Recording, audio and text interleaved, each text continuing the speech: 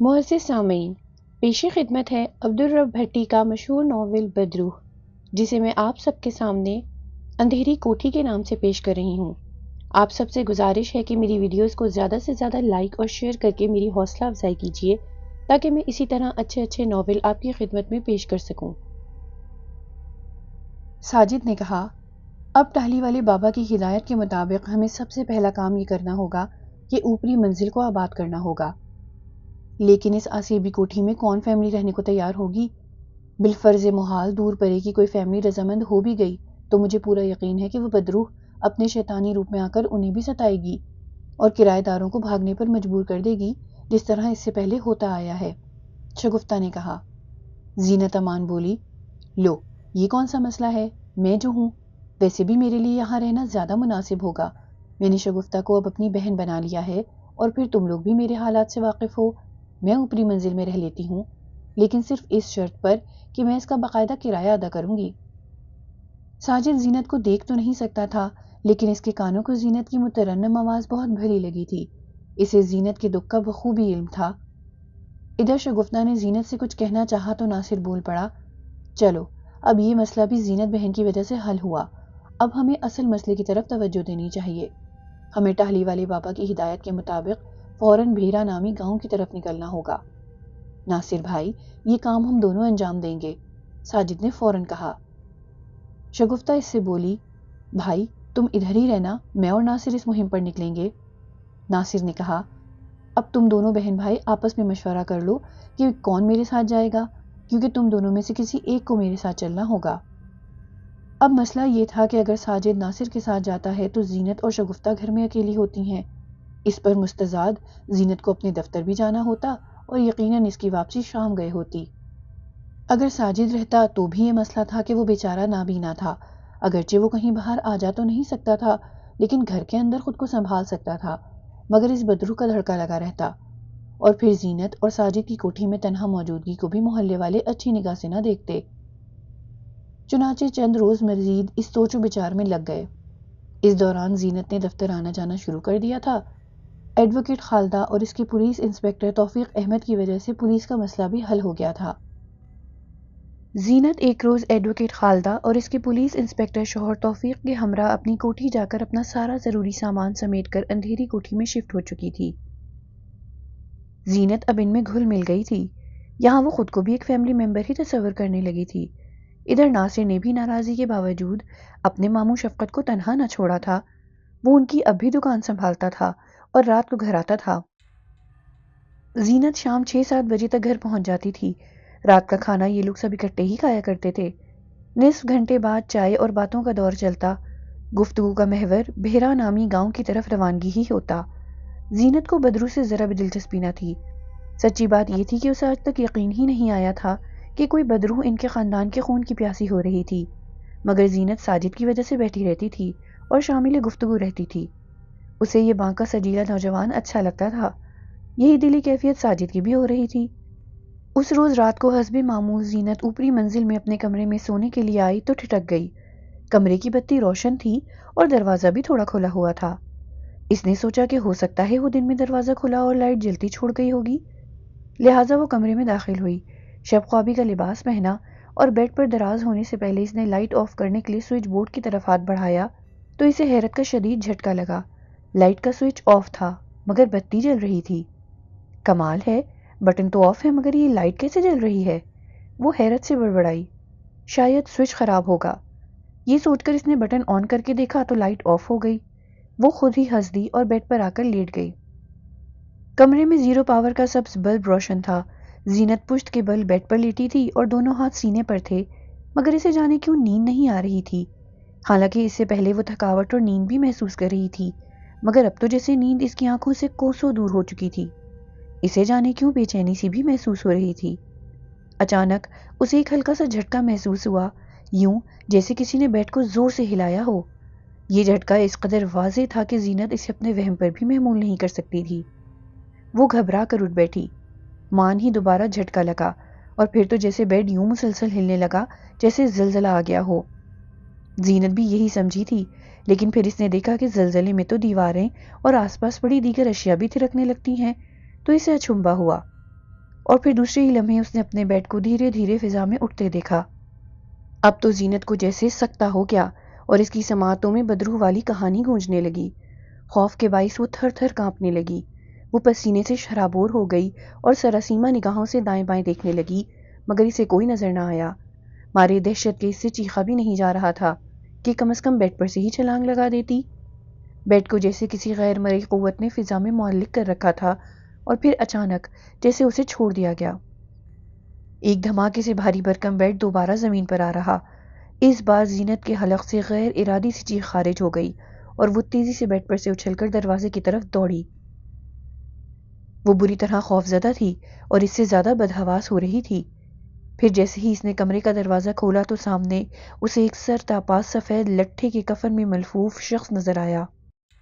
مگر وہ شخص نہ تھا، وہ تو کوئی بھیانک چہرہ تھا، اسی بھیانک اور شیطانی مخلوق کا چہرہ، بغیر پپوٹوں والی بڑی بڑی ابرو والی ڈیلوں کی سرخ انگارہ آنکھیں، ناک کی جگہ 2 سوراخ، ہونٹ کٹے ہوئے اور 2 بڑے بڑے دانت جھانک رہے تھے، 2 شاخہ زبان بھی سانپ کی طرح لپلپا رہی تھی۔ زینت کا دل جیسے دھڑکنا بھول گیا۔ وہ دم بخود کھڑی پھٹی پھٹی دہشت زدہ نظروں سے اس کفن پوش بھیانک انسان کو تکے جا رہی تھی۔ اسی وقت اس بھیانک کفن پوش مخلوق نے غرا کر زینت سے کہا، اپنی زندگی چاہتی ہو تو یہاں سے چلی جاؤ، ورنہ جان سے چلی جاؤ گی۔ اس کے ساتھ ہی وہ بھیانک چہرے والی مخلوق غائب ہو گئی۔ مگر اب زینت اپنے آپ میں کہاں تھی؟ اس کا دماغ معوف ہونے لگا اور پھر دوسرے ہی لمحے وہ غش کھا کر وہیں ڈھیر ہو گئی۔ جانے کتنی دیر بعد جب اس کی دوبارہ آنکھ کھلی تو اس نے خود کو ہنوز اپنے کمرے کے دروازے کی چوکھٹ پر ہی بے سد پڑے پایا۔ چند ثانیے تو اسے کچھ یاد ہی نہ آیا کہ اس کے ساتھ ہوا کیا تھا، مگر پھر جب وہ اٹھ کر کھڑی ہوئی اور بیڈ پر آ کر بیٹھی تو اسے چکر سا آنے لگا۔ اس نے بیڈ سائڈ ٹیبل پر دھرے پانی سے بھرے جگ کو گلاس میں الٹ کر چند گھونٹ پانی پیا تو اسے رفتہ رفتہ یاد آنے لگا اور ایک بار پھر اس کے دل و دماغ پر خوف کا غلبہ طاری ہونے لگا۔ اس کی آنکھوں کے سامنے اس بھیانک کفن پوش کا مکروہ چہرہ گردش کرنے لگا۔ اف خدایا، کس قدر خوفناک اور ڈراؤنا چہرہ تھا! وہ سراسیمہ انداز میں زیر لب بڑبڑائی۔ اس وقت سپیدہ سحر نمودار ہونے لگا تھا، مگر ابھی باہر اندھیرا سا پھیلا ہوا تھا اور ہر سو خاموشی کا راج تھا۔ وہ حیرت سے سوچنے لگی کہ اس ساری ہڑبونگ میں ابھی تک کوئی بھی اس کی طرف متوجہ نہ ہوا تھا۔ زینت فطرتاً ہوشیار اور حاضر دماغ عورت تھی، وہ دلیر بھی تھی۔ اگرچہ اس خوفناک صورتحال پر وہ دہشت زدہ ضرور ہو گئی تھی، مگر اب وہ کسی عجیب اور گہری اسرار بھری سوچ میں مستغرق ہو گئی تھی۔ اسے چونکہ شگفتہ کی زبانی اور ان لوگوں کے ساتھ چند دن رہتے ہوئے ان پراسرار حالات اور واقعات کے بارے میں علم ہو چکا تھا، لیکن سچی بات یہ تھی کہ اسے یقین نہ آیا تھا۔ مگر اب اس نے اپنی آنکھوں سے اس بدروح کو دیکھا تھا جس نے اسے دھمکایا بھی تھا۔ حقیقت یہ تھی کہ زینت کا اب اپنی سوتیلی اولاد سے دل کھٹا ہو چکا تھا، جنہوں نے اس کے حسن سلوک کا بدلہ یہ دیا تھا کہ اسے پاگل خانے پہنچا دیا تھا، جو ایک سوچے سمجھے منصوبے کے تحت ہوا تھا۔ زینت اب انہیں اس گھناؤنی سازش کا مزہ چکھانا چاہتی تھی۔ نیز اس نے کہنے کو تو ایڈوکیٹ خالدہ سے کہہ دیا تھا کہ اسے کوٹھی کی بھی پرواہ نہیں، مگر در حقیقت وہ کوٹھی سے بھی دستبردار نہیں ہونا چاہتی تھی۔ وہ جانتی تھی کہ اگر اس نے اپنی سوتیلی اولاد کو منہ توڑ جواب نہ دیا، ان کا مقابلہ نہ کیا، تو وہ ایک دن اسے کاروبار سے بھی الگ کر دیں گے۔ چنانچہ اب زینت کے شاطر دل و دماغ میں کچھ اور ہی کھچڑی پکنے لگی تھی۔ وہ جیسے جیسے اس پر غور کرتی جا رہی تھی، ویسے ویسے اس کے اندر ایک زبردست تحریک پیدا ہونے لگی تھی، اور پھر اگلے ہی لمحے اس کے لبوں پر ایک پراسرار مسکراہٹ کھیل گئی، جیسے وہ اندر ہی اندر کسی نتیجے پر پہنچ چکی ہو۔ یوں اندر ہی اندر پل کے پل تیار ہونے والی منصوبہ بندی کی متوقع کامیابی کے احساس تلے بے اختیار اس کے لبوں سے بڑبڑاہٹ ابھری۔ اوہ، مجھے تو اس موقع سے فائدہ اٹھانا چاہیے، بھرپور فائدہ، کیونکہ وہ بدروح بہرحال میری دشمن نہیں ہے، اور نہ ہو سکتی ہے، کیونکہ میں تیمور کے خاندان یا شہید نیک شاہ کے خاندان سے بہرحال کوئی تعلق نہیں رکھتی ہوں۔ یہ سوچ کر اس کی آنکھوں میں یکایک ایک پراسرار چمک ابھری تھی۔ زینت نہا دھو کر نیچے آئی، ناشتے کی میز پر سب موجود تھے۔ زینت نے دانستہ رات والے خوفناک واقعے کا کسی سے ذکر نہ کیا۔ ناشتے کے دوران ہی یہ پروگرام طے پا گیا کہ بھیرا نامی گاؤں والی مہم کو اب حتمی شکل دے دینی چاہیے۔ زینت بھی یہی چاہتی تھی، چنانچہ اس نے بھی اس بات پر زور دیا کہ ناصر اور ساجد کو فوراً بھیرا گاؤں کی طرف نکل جانا چاہیے۔ رہی بات شگفتہ کے تنہا شام تک گھر رہنے کی، تو اس سلسلے میں اس نے یہی تجویز پیش کی کہ اسے ہر روز اپنے ہمراہ دفتر لے جایا کرے گی۔ چنانچہ یہ مسئلہ حل ہوتے ہی اگلے دن علیہ صبح ناصر اور ساجد گاؤں کے لیے نکل گئے۔ وہ دونوں ایک ٹرین کے ذریعے رات 8 بجے شاہپور پہنچے۔ یہاں سے بھیرا جانے کے لیے انہیں ایک دوسری گاڑی پکڑنا تھی جو ریل کار تھی۔ یہ ریل کار شاہپور رات 12 بجے پہنچتی تھی۔ چونکہ لوکل ٹرین تھی اس لیے پورے 3 گھنٹے لگاتی تھی۔ ساجد اور ناصر نے جب شاہپور کے اسٹیشن پر اتر کر یہ معلومات حاصل کی تو انہوں نے اپنا سر پکڑ لیا، یعنی پورے 4 گھنٹے انہیں ریل کار کی آمد کا انتظار کرنا تھا۔ سردی بھی کڑاکے کی پڑ رہی تھی۔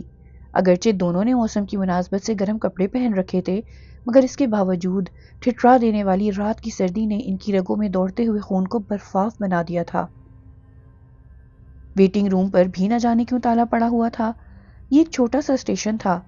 ناصر بھائی، 4 گھنٹے کا انتظار تو خاصا طویل ہو جائے گا، کیوں نہ کوئی لاری یا مسافر ویگن دیکھی جائے؟ ساجد نے سردی سے ٹھٹرتے ہوئے کہا۔ ناصر بولا، میرے ذہن میں بھی یہ بات تھی، مگر ہم آدھی رات کے بعد بھیرا گاؤں پہنچ کر کریں گے کیا؟ وہاں ہمارا کوئی جاننے والا تو ہے نہیں، نہ بندہ ملے گا نہ بندے کی ذات، کہ کسی سے پوچھ پاچھ کر سرائے کا ہی پتہ معلوم کریں۔ یہاں کم از کم پلیٹ فارم پر تو موجود ہے نا، گاڑی آئے گی تو صبح سے پہلے پہنچ کر تھوڑا بہت وقت وہیں اسٹیشن میں کاٹ کر آگے بڑھ جائیں گے۔ مگر ویٹنگ روم تو کھلوانے کی کوشش کر لینی چاہیے ہمیں، ساجد نے پریشان کن لہجے میں بیزاری سے کہا۔ ناصر بولا، ہاں آؤ یہ کوشش کر کے دیکھتے ہیں۔ وہ دونوں اسٹیشن ماسٹر کے پاس پہنچے، مگر وہ اپنے کوارٹر میں تھا۔ گاڑی آنے کے وقت پر ہی وہ آتا تھا۔ تب ناصر نے عملے کے کسی فرد کو مٹھی گرم کر کے ویٹنگ روم کھلوایا۔ ویٹنگ روم زیادہ کشادہ نہ تھا، بہرحال غنیمت تھا۔ مختصر سا فرنیچر بے ترتیب پڑا تھا، ایک آتش دان بھی تھا جو سرد تھا۔ ناصر اور ساجد وہاں موجود کرسیوں پر براجمان ہو گئے۔ فقط ایک ٹیوب لائٹ روشن تھی، مچھروں کی بھرمار تھی، مگر یہاں بہرحال سردی کا زور کم تھا۔ وہ دونوں ریل کار کے منتظر تھے۔ کرسیاں آرام دہ تھیں، دونوں تھکے ہوئے بھی تھے۔ پشت گاہ سے سر ٹکا کر بیٹھے تو ان کی آنکھ لگ گئی۔ کافی دیر گزر گئی، گاڑی کے آنے کا وقت ہو گیا کہ اچانک کمرے کی لائٹ آف ہو گئی اور ہر طرف گہری تاریکی چھا گئی۔ ایسے میں ویٹنگ روم کا دروازہ ہلکی چرچراہٹ سے کھلا اور ایک بھیانک چہرے والی بدروح سفید لٹھے کے کفن میں ملبوس اندر داخل ہوئی۔ وہ اپنی بغیر پپوٹوں والی آنکھوں سے ناصر اور ساجد کو باری باری گھورنے لگی، پھر ساجد کے قریب آ کر اس کے کٹے ہوئے ہونٹوں سے نوکیلے دانت کریہ انگیز جھلک دکھانے لگے۔ وہ مسکرا رہی تھی۔ پھر اس نے ساجد کے کان میں سرگوشی کی۔ لب و لہجہ ناصر کا ہی تھا۔ ساجد ساجد اٹھو، ٹرین آنے والی ہے۔ ساجد ہڑبڑا کر جاگ گیا، پھر آنکھیں ملتا ہوا وہ باہر نکلا۔ وہ یہی سمجھ رہا تھا کہ ناصر اس کے ہمراہ چل رہا ہے، مگر حقیقت یہ تھی کہ وہ بدروح اس کے ساتھ ساتھ چلتی ہوئی پلیٹ فارم تک آ گئی۔ ناصر ہنوز اندر ویٹنگ روم میں ہی گہری نیند سو رہا تھا۔ گاڑی پہنچنے ہی والی تھی۔ ساجد یہ دیکھنے سے قاصر تھا کہ اس کے ہمراہ ناصر تھا یا غیر مرئی بدروح۔ پلیٹ فارم پر چند مسافروں کی وجہ سے روح نے خود کو غائب کر رکھا تھا، مگر وہ بدستور ساجد کے کان میں ناصر کی آواز میں سرگوشی کرتی ہوئی اسے پلیٹ فارم کے باہر ریلوے ٹریک کی طرف لے جا رہی تھی۔ سامنے سے ریل کار کا انجن اپنی آہنی چمنی سے دھواں اڑاتا چھک چھک کرتا چلا آ رہا تھا۔ بدروح ساجد کو ناصر کی آواز میں پکارتی ریلوے لائن کے قریب آ کر کھڑی ہو گئی۔ پھر جیسے ہی چھک چھک کرتی ریل قریب آنے لگی، بدروح نے ناصر کی آواز میں ساجد کو آگے بڑھنے کا کہا۔ اب وہ نابینا ساجد کو پٹڑی کے درمیان لے کر چل رہی تھی۔ ساجد نے بھی اگرچہ ریل کا شور سن لیا تھا، مگر وہ یہی سمجھ رہا تھا کہ ریل دور ہے، کیونکہ وہ نابینا تھا۔ ریل گاڑی ابھی پلیٹ فارم میں داخل نہیں ہوئی تھی، تاہم اس کی رفتار خاصی تیز تھی، اور پھر ساجد اور ریل گاڑی کا فاصلہ بھی محض چند فٹ کا رہ گیا تھا۔ نابینا ساجد اپنی موت سے بے خبر چلا جا رہا تھا۔ ریل کار کا انجن قریب آتا جا رہا تھا۔ انجن ڈرائیور اب زور زور سے وسل بھی دے رہا تھا، مگر ساجد یہی سمجھ رہا تھا کہ وہ ناصر کے ساتھ الگ راستے پر چلا جا رہا ہے۔ یہ ساجد کی خوش قسمتی تھی کہ ریل کار کی آمد سے پلیٹ فارم پر مسافروں کی خاصی تعداد اکٹھی ہو گئی تھی، اور شور و شغب سے ناصر کی ٹھیک اسی وقت آنکھ کھلی تھی جب ساجد کو وہ بدروح ناصر کی آواز میں بہکا کر اپنے ساتھ ریلوے ٹریک کی طرف لے جا رہی تھی۔ ناصر ہڑبڑا کر اٹھا۔ ویٹنگ روم کی لائٹ آ چکی تھی۔ ناصر نے جو ساجد کو وہاں نہ پایا تو پریشان ہو گیا۔ وہ جلدی سے پلیٹ فارم کی طرف دوڑا، دائیں بائیں دیکھا، پھر جس طرف سے ریل کار کے انجن کی روشنی آ رہی تھی وہاں اس نے ساجد کو عین پٹڑی پر چلتے دیکھا۔ اس کی روح فنا ہو گئی۔ وہ پاگلوں کی طرح مسافروں کو پرے دھکیلتا ہوا مختصر سے پلیٹ فارم کو طے کرنے کے بعد ساجد کے قریب پہنچا۔ ادھر ریل کار کا انجن ڈرائیور وسل پر وسل دیے جا رہا تھا۔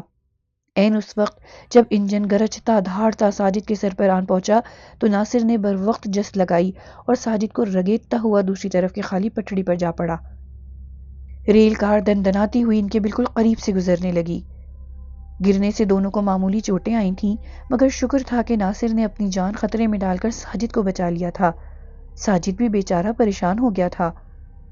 ذرا دیر بعد جب ریل کار گزر گئی اور پلیٹ فارم پر جا کھڑی ہوئی تو ناصر ساجد کو لیے جلدی جلدی پلیٹ فارم کی طرف بڑھنے لگا۔ ساجد نے اسے ساری بات بتائی۔ ناصر سمجھ گیا کہ یہ کارستانی اسی بدروح کے سوا کسی کی نہیں ہو سکتی تھی۔ ساجد، تمہیں اب بہت محتاط رہنے کی ضرورت ہے۔ ذرا دیر بعد جب وہ بوگی میں سوار ہوئے تو ناصر نے اسے سختی سے تاکید کی۔ ساجد روحان سا ہو کر بولا، ناصر بھائی، تم نے آج مجھے مرتے مرتے بچا لیا، لیکن میں کیا کروں، نابینا ہوں۔ میں سمجھا تھا کہ تم مجھے پلیٹ فارم کی طرف لے جا رہے ہو۔ دیکھو، میری بات غور سے سنو۔ وہ بدروح جانی پہچانی آواز میں تمہیں صرف بہکا سکتی ہے، تمہیں چھو نہیں سکتی، جبکہ میں تمہیں چھوتا ہوں اور تمہیں بازو سے پکڑ کر سہارا دیتا ہوں۔ بس تم اس واضح فرق کو ذہن میں رکھا کرو، ٹھیک ہے؟ ناصر نے اسے سمجھایا اور ساجد نے ہولے سے اس بات میں اپنا سر ہلا دیا۔ گھنٹے بھر بعد ریل پھر چل پڑی۔ زینت کو پورا یقین تھا کہ وہ بدروح اسے دوبارہ دھمکانے کے لیے ایک بار پھر ظاہر ہوگی، اگرچہ وہ خوفزدہ بھی تھی کہ کہیں اس کی دھمکی پر عمل نہ کرنے کی وجہ سے وہ بدروح اسے کسی قسم کا جانی نقصان نہ پہنچا دے۔ لیکن پھر ساجد اور ناصر کی زبانی ٹہلی والے بابا کی یہ بات یاد آتے ہی کہ وہ بدروح ابھی طاقتور نہیں ہوئی ہے، تاہم وہ بعض حالات میں محض ڈراؤنے مناظر کا سہارا لے کر انہیں خوفزدہ کرنے کے علاوہ بہکا ضرور سکتی ہے۔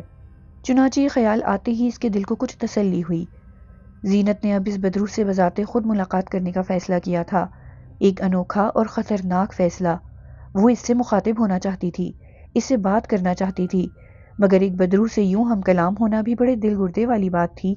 اس کے لیے زبردست قوت ارادی، حوصلے، جرأت اور بہادری کی ضرورت تھی۔ زینت نے اس کے لیے خود کو ذہنی طور پر تیار کر لیا تھا۔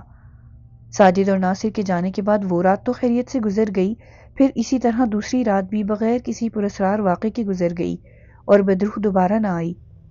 شگفتہ اور زینت اب دونوں ایک دوسرے کے ساتھ ہی کمرے میں سویا کرتی تھیں۔ تیسری رات لگ بھگ 1 بجے کے بعد زینت اپنے بیڈ پر لیٹی بدروح کی منتظر تھی۔ شگفتہ البتہ گہری نیند سو رہی تھی، وہ اس کے برابر میں ہی لیٹی ہوئی تھی۔ دونوں اوپری منزل کے ایک کمرے میں سوئی ہوئی تھیں۔ کمرے میں مدھم روشنی پھیلی ہوئی تھی، ماحول میں ٹھٹکا دینے والا دم بخود سکوت طاری تھا، دل دھڑکا دینے والی ایک عجیب سی ہولناک خاموشی طاری تھی۔ زینت کو اچانک پھر ویسی ہی پراسرار بے چینی کا احساس ہونے لگا جیسی اسے اس رات محسوس ہوئی تھی جب وہ بدروح اچانک نازل ہوئی تھی۔ جانے کیوں یکایک اس کا دل تیزی سے دھڑکنے لگا اور اسے اپنا حلق بھی سوکھتا ہوا محسوس ہونے لگا۔ دفعتاً اس کی ٹھٹکی ہوئی نگاہوں کے سامنے سیاہ رنگ کا دھبا ابھرا جس نے آنن فانن بھیانک شکل اختیار کر لی۔ زینت کا خوف کے مارے جیسے دل دھڑکنا بھول گیا۔ یہ وہی کریح اور بھیانک صورت بدروح تھی جسے وہ کچھ دن قبل دیکھ چکی تھی، تاہم اس نے بڑی مشکل سے اپنے خوف اور اپنی لرزش پر قابو پایا اور بمشکل اٹھ کر بیڈ پر بیٹھ گئی۔ تو نے ابھی تک میری بات کیوں نہیں مانی؟ کیوں بے موت مرنا چاہتی ہے؟ وہ بھیانک صورت بدروح غرا کر بولی۔ اس کی بغیر پپوٹوں والی آنکھیں زینت کو خونخواری سے گھورے جا رہی تھیں۔ زینت نے تھوک نگلا اور بمشکل اس سے مخاطب ہو کر بولی، دیکھو، تو تم اگر میری ایک مدد کرو تو میں تمہاری ہر بات ماننے کو تیار ہوں گی۔ کیسی مدد؟ بدروح نے غرا کر پوچھا۔ میرے کچھ دشمن ہیں، تو تم میری طرف سے انہیں اس قدر خوفزدہ کر دو کہ وہ میری کوٹھی چھوڑ کر بھاگنے پر مجبور ہو جائیں اور میری ان سے جان بھی چھوٹ جائے، کیونکہ وہ میری جان کے دشمن بن چکے ہیں۔ اس کی بات سن کر بدروح کے کٹے ہوئے بدحیت ہونٹوں سے کریح دانتوں کی جھلک ابھری۔ وہ مسکرائی تھی، جبکہ زینت یہ سمجھی کہ وہ اس سے ناراض ہو گئی ہے۔ وہ بدروح اس سے بولی، ٹھیک ہے، لیکن تمہیں بھی پھر میرا ایک کام کرنا ہوگا۔ زینت کو ذرا حوصلہ ہوا اور وہ خوش ہو کر بولی، مجھے منظور ہے، مگر تمہارا کون سا کام مجھے کرنا ہوگا؟ اگر تم میرا ساتھ دیتی رہو تو تم بہت فائدے میں رہو گی، بولو منظور؟ بدروح نے کہا۔ ہاں ہاں، مجھے منظور ہے، تم جو کہو گی میں وہی کرنے کو تیار ہوں۔ زینت نے جلدی سے کہا، میں چاہتی ہوں کہ میں اتنی طاقتور بن جاؤں کہ میرے دشمن میری طرف آنکھ اٹھا کر بھی دیکھنے کی جرأت نہ کر سکیں۔ ہاں، ایسا ہی ہوگا، نہ صرف یہ بلکہ اگر تم میرا ساتھ دیتی رہو تو دنیا میں کوئی بھی تمہارا کچھ نہیں بگاڑ سکتا۔ دولت اور شہرت تمہارے پیروں کی خاک بن جائیں گی، پھر تم دیکھنا کہ میں تمہیں کہاں سے کہاں پہنچا دوں گا۔ ہاں ہاں، میں بھی یہی چاہتی ہوں کہ جو میں چاہوں وہ ہو جائے، مگر میں سب سے پہلے اپنے دشمنوں سے چھٹکارا پانا چاہتی ہوں، زینت نے کہا۔ بدرو سے مخاطب ہونے کے بعد اب اس کا خوف کم ہونے لگا تھا۔ اس کی بات سن کر بدرو نے کہا، میں تمہارے حالات سے اچھی طرح واقف ہوں، تم اپنے گھر چلی جاؤ، پھر دیکھنا میں کیا کرتا ہوں۔ وہ تو ٹھیک ہے، مگر شگفتہ، اس کی ذمہ داری میرے سر پر ہے، میں اسے یہاں تنہا تو نہیں چھوڑ سکتی۔ یہ بات اس نے قدرے ڈرتے ڈرتے کہی تھی، کیونکہ وہ جانتی تھی کہ بدرو کو اس کے خاندان سے خدا واسطے کا بیر ہے، مگر اس نے دیکھا کہ وہ بدرو غصے میں آنے کی بجائے سرد لہجے میں بولی، تم شگفتہ کو اپنے ساتھ اپنی کوٹھی لے جا سکتی ہو۔ زینت خوش ہو گئی، پھر اس نے پوچھا، لیکن تمہارا کون سا کام مجھے کرنا ہوگا؟ بدرو کے دانتوں کی کری جھلک ایک بار پھر ابھری اور زینت کو اپنے وجود میں خوف کی پھریری سی اترتی محسوس ہوئی۔ پھر بدرو نے سنسناتی آواز میں کہا، یہ میں تمہیں بعد میں بتاؤں گا، پہلے تم اپنے دشمنوں سے چھٹکارا پالو۔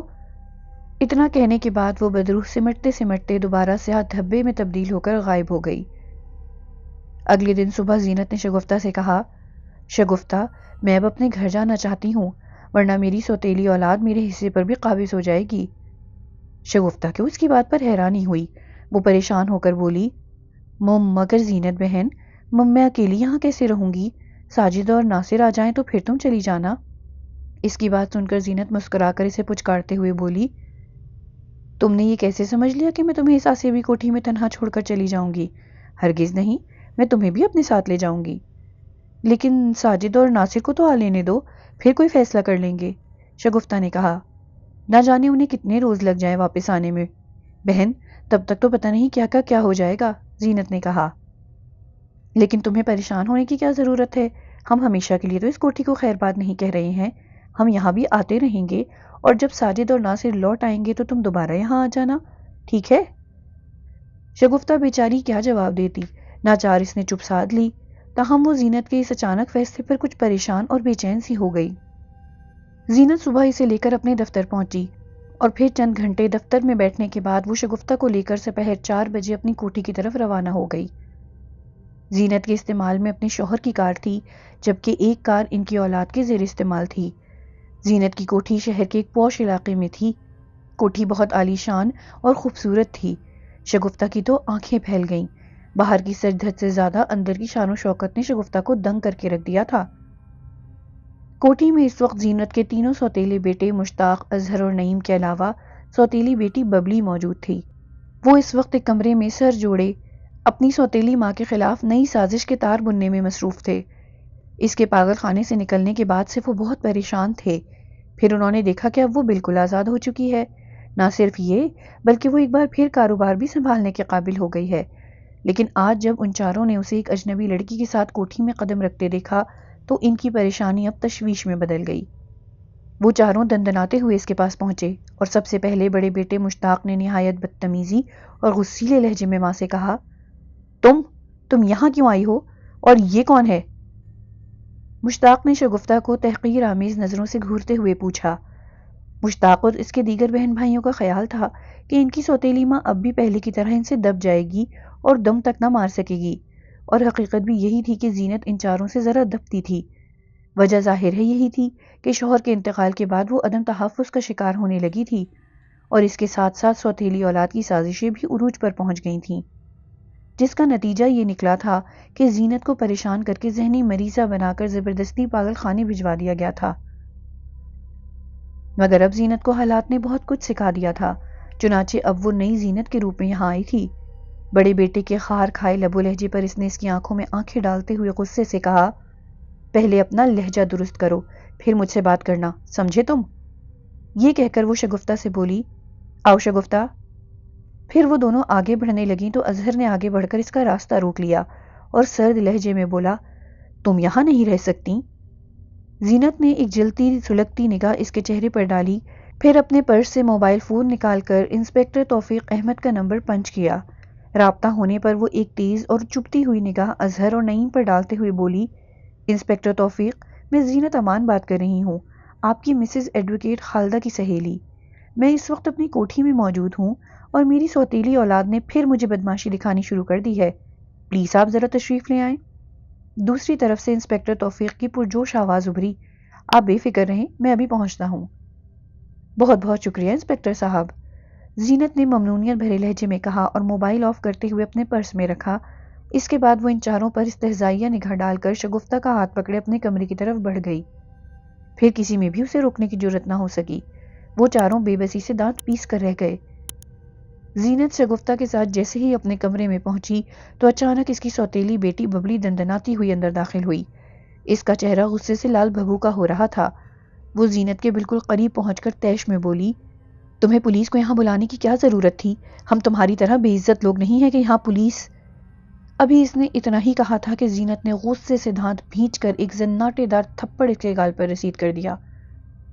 چٹاخ کی زوردار آواز ابھری اور ببلی کی آنکھیں احساس سے ذلت اور مارے تیش کے پھیل کر رہ گئیں۔ اس کے سان و گمان میں بھی نہ تھا کہ یہ ڈرپوک سی عورت ایسی جرت بھی کر سکتی ہے۔ زینت نے غصے سے پھونکتے ہوئے لہجے میں کہا، سن لیا میرا جواب، اب دفع ہو جاؤ یہاں سے۔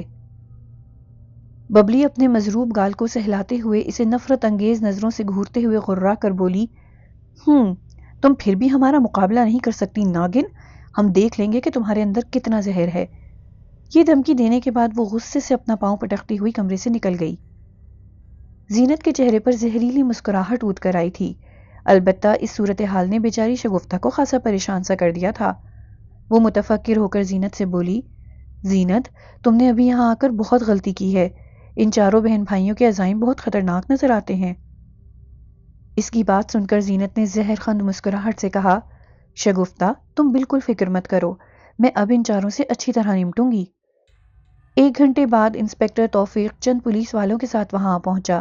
اس نے زینت کا بیان لینے کے بعد اس کے سوتیلے بیٹوں مشتاق، اظہر اور نعیم کو سخت الفاظ میں سرزنش کی اور پھر زینت کو تسلی تشفی دینے کے بعد چلا گیا۔ پولیس کے جاتے ہی مشتاق نے زینت سے واضح الفاظ میں کہہ دیا کہ وہ اس خوش فہمی میں نہ رہے کہ پولیس اس کے ساتھ ہے، وہ مگرمچھوں کے ساتھ دریا میں زیادہ دیر تک نہیں رہ سکتی، اسے اپنا الگ بندوبست کرنا ہی پڑے گا۔ مگر زینت نے اس کی دھمکی کی کوئی پرواہ نہ کی۔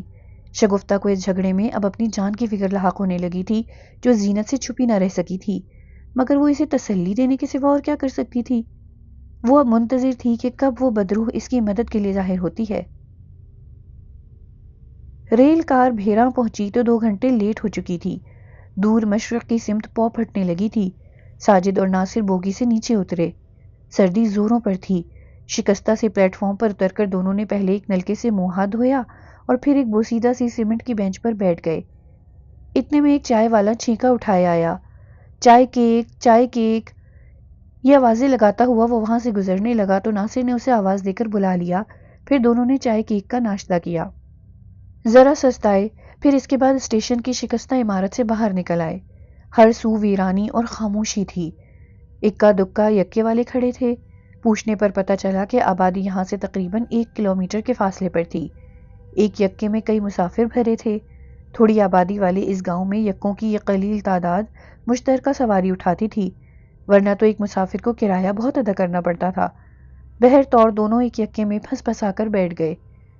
1 کلومیٹر کا سفر گویا 2 کلومیٹر پر متنج ہوا۔ مختلف جگہوں پر سواریاں اتارتے ہوئے یکے میں اب صرف ساجد اور ناصر ہی رہ گئے تھے۔ کچے پکے مکانوں کا سلسلہ شروع ہو گیا تھا۔ دور گندم اور گنے کے کھیت بھی نظر آ رہے تھے۔ یکے والے نے ان سے پوچھا، پتر تمہیں کہاں اترنا ہے؟ چاچا جی یہاں کوئی سرائے نہیں ہے، ہمیں وہیں لے چلو، ناصر نے کہا۔ سرائے؟ یکے والے نے حیرت سے کہا، یہاں تو کوئی سرائے نہیں، کیا تمہارا یہاں کوئی جاننے والا نہیں رہتا؟ نہیں چاچا جی، ناصر نے نفی میں سر ہلایا۔ تو پھر تم یہاں کس سے ملنے آئے ہو؟ یکے والے نے حیرت سے پوچھا۔ ناصر ذرا گڑبڑا سا گیا۔ اس کی سمجھ میں نہیں آیا کہ وہ اسے کیا جواب دے، تاہم ساجد نے جلدی سے کہا، چاچا جی بات دراصل یہ ہے کہ اس گاؤں کے قبرستان میں ہمارے ایک عزیز شہید نیک شاہ کی قبر ہے، بس وہاں فاتحہ پڑھ کر آج ہی آج واپس لوٹ جائیں گے، اگر آپ ہمیں سیدھا وہیں پہنچا دیں تو بڑی مہربانی ہوگی آپ کی۔ یکے والا ساجد کی بات سن کر چونک پڑا، پھر عجیب سی حیرت سے بولا، کیا تم بابا شہید نیک شاہ کے عزیز ہو؟ شاوا بھائی شاوا، یہ تو بڑی خوشی کی بات ہے، پورا گاؤں ان کا مرید ہے، آپ تو بڑے معزز لوگ ہو جی، بسم اللہ جی بسم اللہ۔ وہ ایک دم عقیدت و احترام سے سرشار ہو گیا اور نہایت انکساری کے ساتھ دونوں ہاتھوں سے باری باری ساجد اور ناصر سے بڑی گرمجوشی سے ہاتھ ملایا۔ دونوں بیچارے حیران و پریشان سے ہو گئے۔ یکے والا بولا، تسی ہن فکر نہ کرو جی، میں تانوں وڈے چودھری جبار خان دے ڈیرے لے چلنا۔ یہ کہہ کر اس نے یکے کی رفتار تیز کر دی۔ ناصر اور ساجد الجھن آمیز سوچ میں پڑ گئے۔ ان سے یہ فیصلہ نہیں ہو پا رہا تھا کہ وہ اب کیا کریں، تاہم انہیں احساس ہوا تھا کہ انہیں یہ بات ابھی ظاہر نہیں کرنی چاہیے تھی۔ یوں ٹالی والے بابا کی نصیحت کے مطابق یہ بات راز میں نہیں رہ سکتی تھی۔ دونوں نے آپس میں سرگوشی کرتے ہوئے صلاح مشورہ کیا اور پھر یکے والے کو رکنے کو کہا۔ ناصر نے فوراً جیب سے کرایہ نکال کر اسے ادا کیا اور پھر ساجد کو سہارا دے کر نیچے اتر آیا۔ یکے والا ارے ارے کرتا رہ گیا، مگر ناصر اور ساجد تیز تیز قدموں سے چلتے ہوئے کچے گھروں کی قطاروں میں غائب ہو گئے۔ ذرا آگے جا کر ناصر نے ساجد سے کہا، ساجد تمہیں یہ بتانے کی کیا ضرورت تھی اس یکے والے کو؟ اس طرح تو سارا گاؤں ہمارے پیچھے پڑ جائے گا۔ کیا تم بھول گئے کہ ہمیں یہ کام نہایت رازداری کے ساتھ کرنا ہوگا؟ ساجد نادم ہو کر بولا، ہاں ناصر بھائی، واقعی مجھ سے بڑی غلطی ہو گئی، لیکن اب کیا کریں؟ یہاں تو کوئی سرائے بھی نہیں، ہم کہاں جائیں گے؟ ناصر مسکرا کر بولا، ہم نے یہاں کون سا رہنا ہے ساجد؟ ٹالی والے بابا نے حضرات کا جو عمل بتایا ہے وہ آج کے آج مکمل کر کے صبح تڑکے لوٹ جائیں گے اور بس۔ لیکن ناصر بھائی، شہید نیک شاہ کی قبر کس طرح تلاش کریں؟ اب تو کسی سے ان کے بارے میں پوچھ بھی نہیں سکتے ہم۔ تم فکر نہ کرو، آؤ کم از کم گاؤں کے اس واحد قبرستان کے بارے میں تو کوئی نہ کوئی ہمیں بتا ہی دے گا۔ ناصر بھائی، اگر خدا نخواستہ ہمارے حضرات کے عمل کے باوجود شہید نیک شاہ کی روح نے ہم سے رابطہ نہ کیا تو کیا ہوگا؟ ساجد نے پرتفکر لہجے میں کہا، اللہ مالک ہے، ٹہلی والے بابا کی بات تو غلط نہیں ہو سکتی، وہ نیک روح ضرور ہماری مدد کو آئے گی، بس ذرا دل مضبوط کرنا ہوگا ہمیں، ناصر نے کہا اور ساجد نے دھیرے سے اس بات میں سر ہلا دیا۔